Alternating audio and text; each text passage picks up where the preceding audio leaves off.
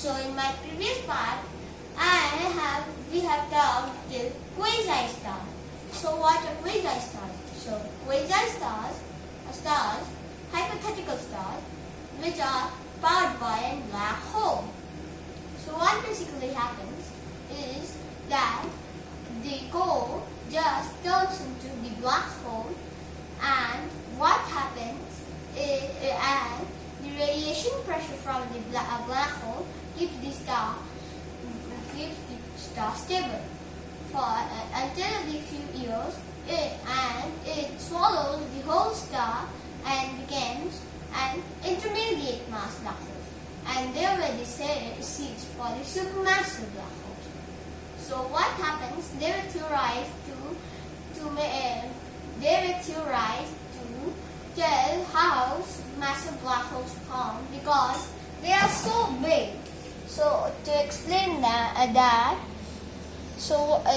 this is the black hole and TON 618, an ultramassive black hole, and this is compared to the solar system.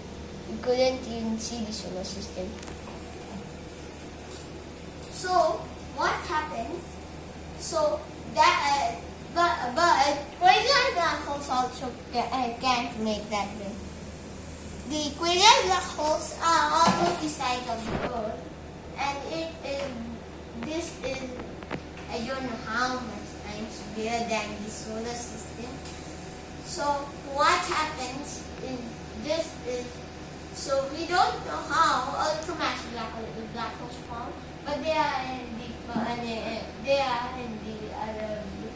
this video we will talk about stars. So there are also stars there are also stars, and stars have brightness. So that brightness is measured in magnitudes. So lower the number, higher the brightness, and higher the number, fainter the thing, object. Like the TON 618, you have probably heard it had a magnitude of -30, but seen from Earth, its magnitude was 30. So what happens? The stars also have magnitudes. So stars also have brightnesses. So like the sun is bright, and the brightest star that we know, and it is also the massive star R136A1. It is the most massive star that we know, at 215 times the mass of the sun.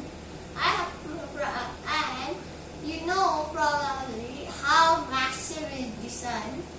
If the solar system was a thousand something, 999 somethings would be the sun.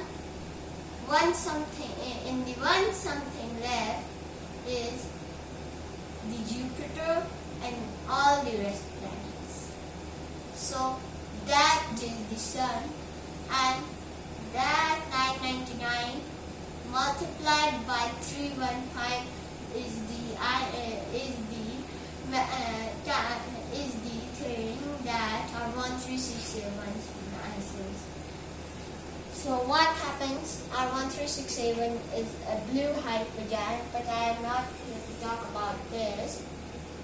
So what happens here is stars clusterize to form galaxies. I have made about Sagittarius here, but you can see that here a galaxy. So a galaxy consists of stars. So there are a lot of types of galaxies: lenticular galaxies, elliptical galaxies, spiral galaxies, wide spiral galaxies, and a lot much. Regular galaxies, a lot much.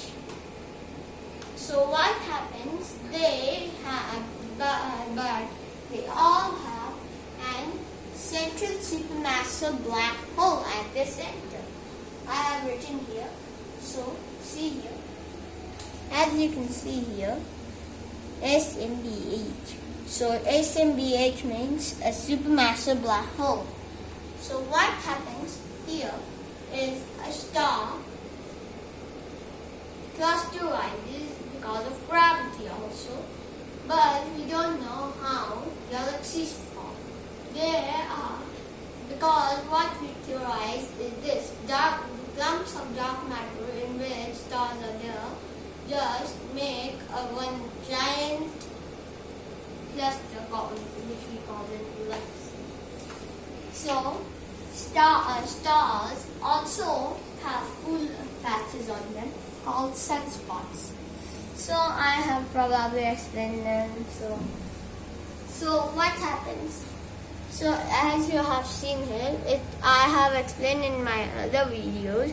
So the star also has layers, but I don't need the layers.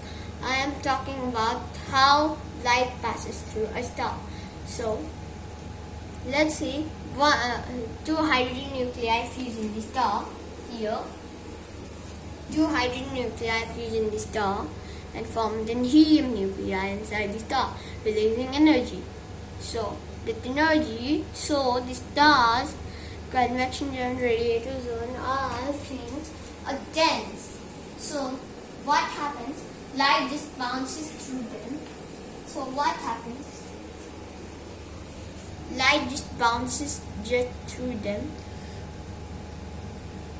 Light just bounces through them and goes away. It takes millions of years to one photon to come and hit your eye at the surface of Earth.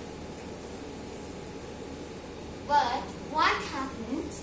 Stars also are. So what happens? Stars. So thanks